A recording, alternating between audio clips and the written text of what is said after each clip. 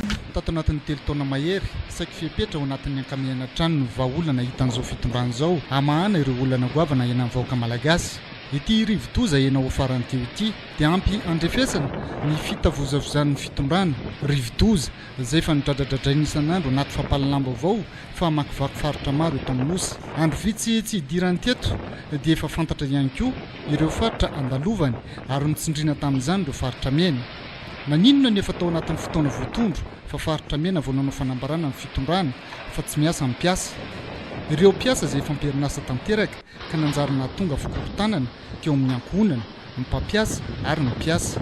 Fa nanin'ny fitondrana ve ny tsy nandray fipetra meloa sa nanamaivana amin'ny vinavinan'ny teknisiana ny sampana mpamatatra ny toetrandro sy ny fidradradradrany ireo mpanao gazety nampafantatra ny vaovao. Angamba kosa tsy niloza efa mitatao eo ambony lohan'ny vahoaka tahaka ireny no inin'ny fitondrana lalaovina izay azo adika mihitsy aza fa efa nihain'ny vahoaka mihitsy ny lalaovina. Ny azahoana fanampiana sy ny hoe betsaka ny firenena vonona norotanina amin'ny Madagasikara ao anatin'izao loza izao ny reharehan'ny fitondrana fa tsy mba miezaka mitady fomba nanalefahana ny fahavoaza hatrany ampiandohana. Ny fahita amin'ny firenena maro maneran-tany matsy manoloana ny loza tahaka ireny dia misy mihitsy ny fanambarana ofisialy 2 andro meloa ho an'ny vahoaka amin'ny tokony hitandremana. Ny antsika efa miaina tapakandro ao anatin'ny fotoanan'ny loza miatra vao asaina mody ireo mpiasa. Io ilay tonga amin'ny fitenenana malaza ankehitriny hoe manabarabara vahoaka.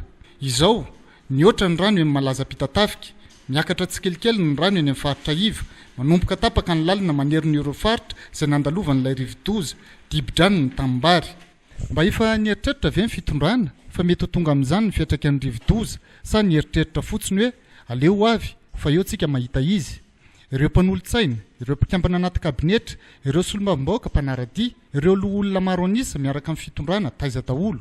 Tsy mba nisy ve na dia iray aza nanolo-kevitra mba hitsonjovana ny ain'ny vahoaka sa mbola variana amin'ny zavatra hafa. Tsy maharesy lahatra iny fihetsika nataon'ny fitondrana iny ary azo lazaina fa mety nisy kajikajy politika tao anatin'ireny.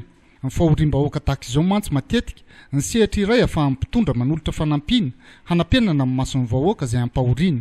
Fanampiana izay saika efa nomezina avy any ivelany avokoa nefa rehefa manolotra izany ny mpitondra dia mety ho lazainy avy hatrany aza fa avy amin'ny filoham-pirenena mivady sy ny fitondram-panjakana izy ireny. Ny vahoaka akory tsy hoe matory atoandro na manonofy am-pitsanganana ka tsy mahafantatra ny fiavian'ireny fanampiana ireny.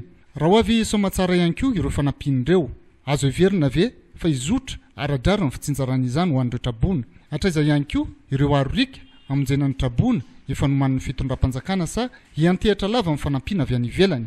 Fomba ratsy ny mangataka lava izay mahamenatra ny vahoaka malagasy manoloana ireo firenen-kafa. Marina fasahirana ny firenena nefa tokony niomana meloa amin'ny fiatrehana ny loza tahaka izao ny mpitondra. Efa azo sary an-tsaina ato fa ho rakotry ny sarin'ireo mpitondra mianatra ray indray ny fahitalavitra sy ny gazety an-tsoratra amin'ny fizazahoana mandritra ny fanolorana fanomezana ho an'ny trabona.